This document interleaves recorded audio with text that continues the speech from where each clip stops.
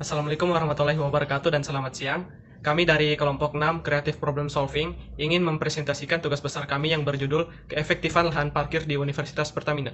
Adapun anggota kelompok 6 antara lain saya sendiri, Muhammad Fauzi Usman Tunreng, NIM 104119021. Saya Satrio Dava Marcelo Bagus Mulia, NIM 104119029. Saya Mario Mamputua Purba, NIM 104119035.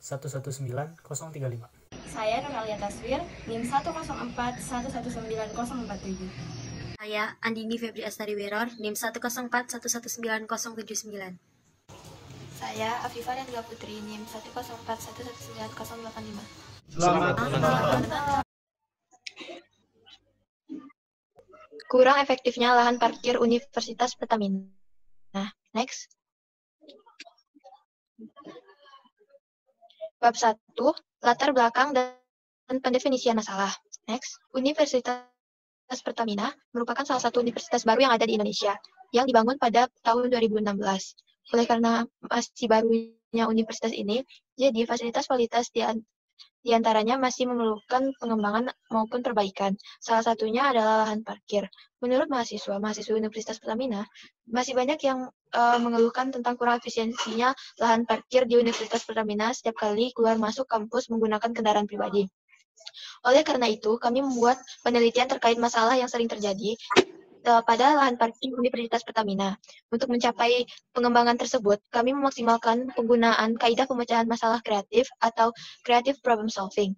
Nah, next. Nah, yang selanjutnya adalah pendefinisian masalah. Untuk mengetahui masalahnya, kami mengumpulkan informasi menggunakan observasi lapangan dan penyebaran kuesioner kepada mahasiswa Universitas Pertamina dengan menggunakan Google Form.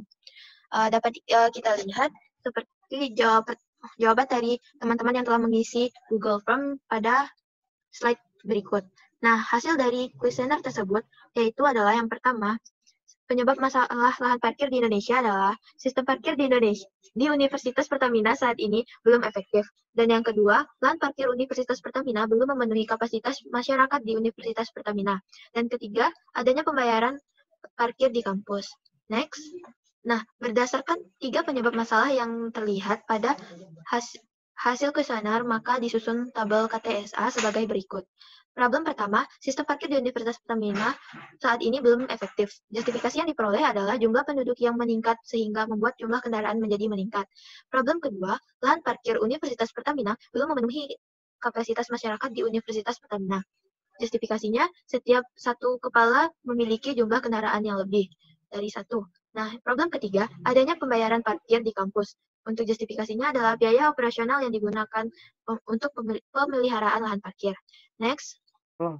Record ulang, Dav. Gak usah di-record ulang. Dikat aja deh ntar, Ji. Oh iya, ya. Oke. Ji, tangan lu jangan nutupin slide ya. Oke. Baik, kita lanjut ke bab 2, yaitu pengumpulan ide. Nah, di pengumpulan ide ini kita memakai dua metode, yaitu yang pertama metode Scamper. Nah, metode Scamper itu substitute, combine, adapt, modify, minify, magnify, put to the other use, eliminate, dan rearrange. Nah, yang pertama itu substitute, yaitu substitusi, mengganti fasilitas parkir seperti jalan dan garis parkir. Seperti yang kita ketahui, jalan untuk keluar dari parkiran itu hanya satu, dan itu sangat sedikit, dan garis parkir juga sangat sempit. Yang kedua yaitu combine, yaitu mengkombinasi STNK dan KTM sebagai alat untuk mengetahui mahasiswa UP atau tidak untuk sistem pembayaran ini. Nah, yang selanjutnya yaitu adapt, yaitu mengadaptasi biaya parkir gratis bagi mahasiswa. Selanjutnya yaitu modify, minify, dan magnify, yaitu memodifikasi tata letak parkir dan akses keluar serta masuk parkir UP. Selanjutnya yaitu put to other use. Put to the other use ini selain sebagai sarana, lahan parkir juga dapat dijadikan sebagai penambahan devisa kampus. Misalnya dibuat loket parkir, kantin pinggir parkir, coffee shop, atau toko lainnya, yang biasanya juga menjadi lapangan pekerjaan bagi masyarakat.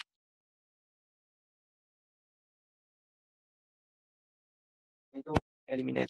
Nah, ini yang penting. Di sini kita menghilangkan biaya parkir bagi mahasiswa Universitas Pertamina. Selanjutnya itu rearrange, atau menata ulang akses keluar dan masuk serta mengganti garis parkir.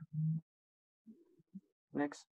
Nah, selanjutnya kita menggunakan metode YY diagram.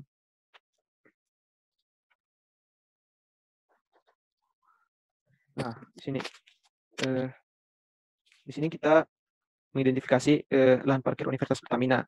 Nah, di sini kita identifikasi ada dua penyebab masalah, yaitu yang pertama sistem loket yang kurang memadai, yang kedua lahan parkir yang kurang luas. Nah, di sistem loket yang kurang memadai ini kita identifikasi lagi ada dua penyebab masalah, yaitu dana yang belum memadai dan kurangnya loket masuk parkir. Nah, di lahan parkir yang kurang luas ini ada penyebab masalah lain, yaitu efisiensi waktu. Nah, di sini ada perceived problem, yaitu lahan parkir Universitas Pertamina. Kalau real root cause-nya yaitu kurangnya loket masuk parkir, serta problem statement-nya yaitu bagaimana cara rektor atau jajaran pimpinan UP dalam menambah loket parkir sehingga dapat mempermudah pekerjaan masyarakat kampus. Next. Selanjutnya adalah bab 3, yaitu analisis keputusan. Next, dalam memutuskan solusi terbaik, kami menggunakan dua metode, yaitu KTDA dan KTPPA. Nah, untuk yang pertama adalah KTDA atau metode Kibner-Trego Decision Analysis, di mana kita memiliki 3 alternatif solusi untuk masalah tersebut, yaitu membuat loket seperti loket gerbang tol, menata ulang denah parkir, dan memperbaiki serta memperluas daerah parkir. Nah, keharusan yang kita inginkan adalah untuk memperbaiki sistem parkir di area kampus Universitas Pertamina. Namun, dari ketiga solusi tersebut, hanya ada 2 solusi yang mungkin dapat kita lakukan, yaitu membuat loket seperti loket gerbang tol dan menata ulang denah parkir. Untuk solusi ketiga, kenapa kita tidak ambil? Karena untuk memperluas daerah parkir, kita mengetahui daerah parkir di Universitas Pertamina itu sangat terbatas dan kecil kemungkinan untuk diperluas. Dan hal yang kita inginkan adalah agar parkiran kendaraan tersusun rapi dan sistem parkir lebih tertata. Dengan masing-masing bobot untuk poin 2 adalah 9 dan poin 3 adalah 8, kita memiliki masing-masing rating dan diperoleh skor total, yaitu untuk poin membuat loket seperti loket gerbang tol 118 dan menata ulang denah parkir 145, sehingga akan kita ambil solusi yang akan digunakan itu menata ulang denah parkir. Next. Selanjutnya ada adverse consequence untuk lahan parkir Universitas Pertamina yang kurang efektif. Dari 2 poin yang kita ambil, yaitu memperbaiki dan menata ulang denah parkir serta membuat loket seperti jalan tol, kita memiliki masing-masing 2 adverse consequence, yaitu untuk poin pertama, kendaraan akan tersusun rapi sesuai tipe dan area parkir akan lebih tersusun rapi. Sedangkan untuk membuat loket seperti jalan tol akan memiliki 2 adverse consequence juga, yaitu akses keluar masuk lebih cepat dan lebih mudah. Pengeluaran biaya sedikit untuk pembuatan loket. Namun, dari masing-masing kedua hal tersebut memiliki probability of occurrence dan series of it occurs, di mana untuk poin pertama memiliki TRIT 162, sedangkan poin kedua hanya 85. Kenapa hanya 85? Karena kemungkinan terjadi untuk pengeluaran biaya sedikit pada pembuatan loket itu hanya dapat 3 poin. Karena untuk memesan loket saja itu sudah mengeluarkan biaya yang cukup mahal. Next. Yang selanjutnya adalah metode kedua, yaitu KTPPA untuk keefektifan lahan parkir di Universitas Pertamina. Kita tadi mengambil solusi yang terbaik, yaitu menata ulang denah parkir. Dari solusi tersebut terdapat 3 potensial problem, yaitu waktu pengerjaan yang lama, terkendala oleh dana yang kurang, dan lahan parkir yang kurang efektif. Dan untuk waktu pengerjaan yang lama, memiliki possible cause, prevention action, dan containment action, di mana untuk possible cause itu petugas kurang berpengalaman dalam membuat daerah parkir yang efektif. Sedangkan prevention action berdiskusi bersama mahasiswa ahli bidang tersebut, dan containment action adalah mengakses atau mempelajari daerah yang tepat untuk kawasan parkiran. Itu untuk potential problem yang pertama. Untuk potential problem yang kedua, memiliki possible cause, yaitu kita memerlukan tenaga ahli dalam bidang tersebut.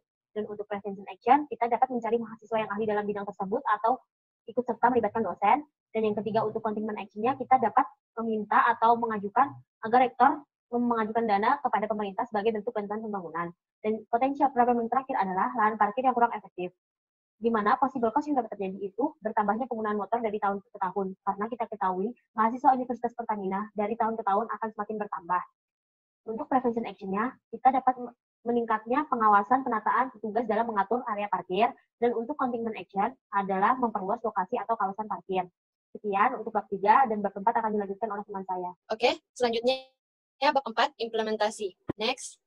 Nah, ada beberapa tahapan dalam implementasi.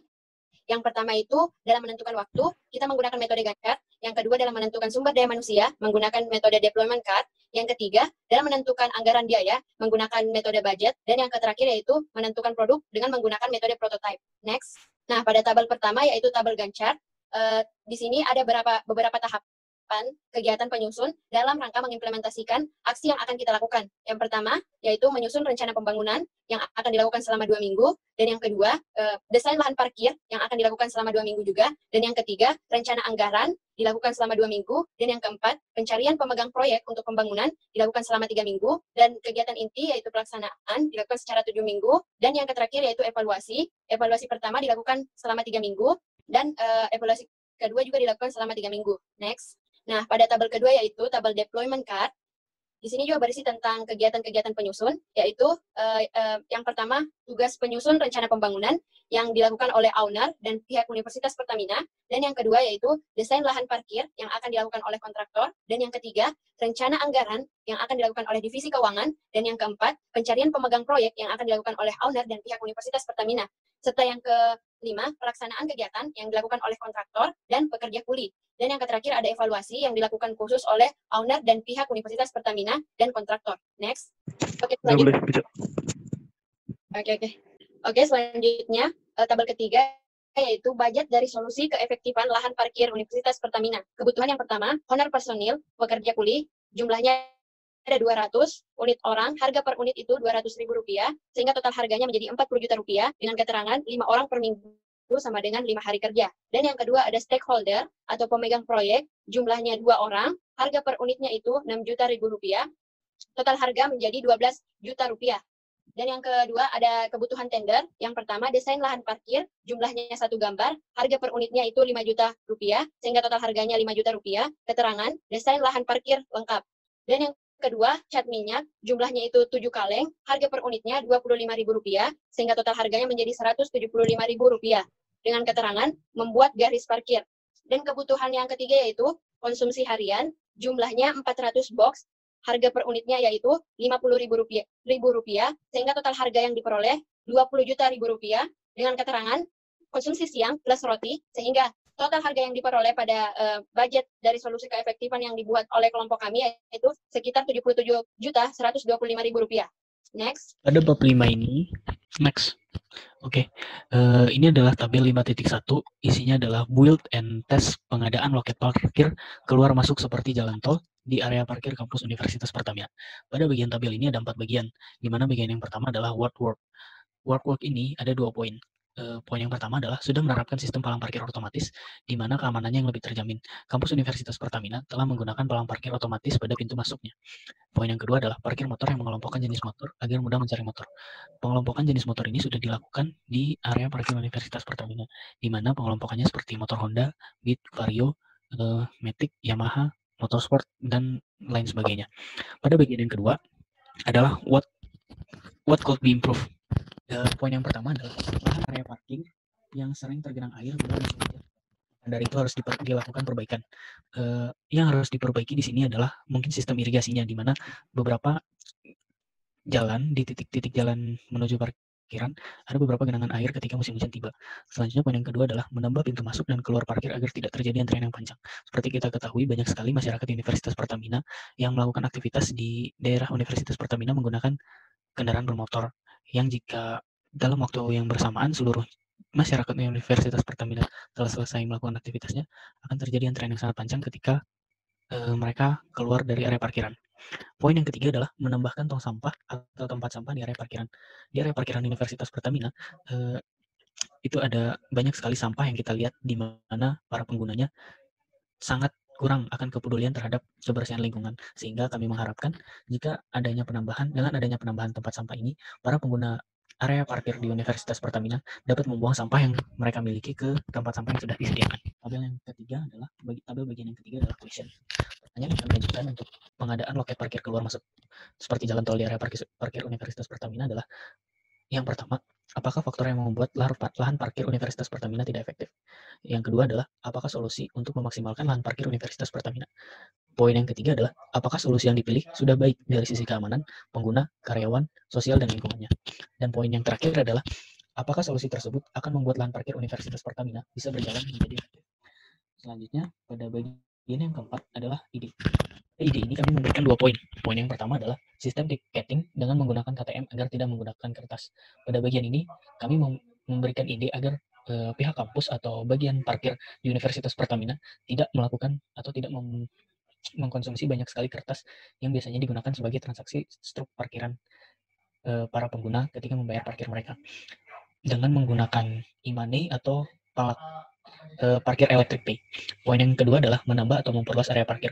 Dengan adanya penambahan atau memperluas area parkir ini diharapkan seluruh kendaraan bermotor yang dimiliki oleh para masyarakat Universitas Pertamina bisa tertampung dengan baik dan tertata dengan rapi. Sekian, mungkin dilanjutkan oleh teman saya. Kesimpulan yang dapat ditarik dari penelitian kami yang berjudul keefektifan lahan parkir di Universitas Pertamina adalah lahan parkir Universitas Pertamina tidak mencakupi kapasitas masyarakat dan juga biaya parkir bagi masyarakat. Solusi yang kami dapat adalah perluasan lahan parkir dan penggunaan KTM sebagai ganti dari biaya parkir. Solusi ini didapatkan dari penerapan teknik berpikir solusi kreatif, yaitu KTSA, YY diagram, KTDA, dan KTPPA. Setelah itu, kami membuat rencana implementasi solusi tersebut dengan tabel Gantt chart, deployment chart, tabel budgeting, prototype, berupa alur pelaksanaan dan evaluasi. Kami, sebagai mahasiswa yang melakukan penelitian ini, berharap solusi yang telah dibuat dapat membantu keefektifan lahan parkir di Universitas Pertamina. Diharap dapat menyelesaikan problem yang kami temukan. You are my friend.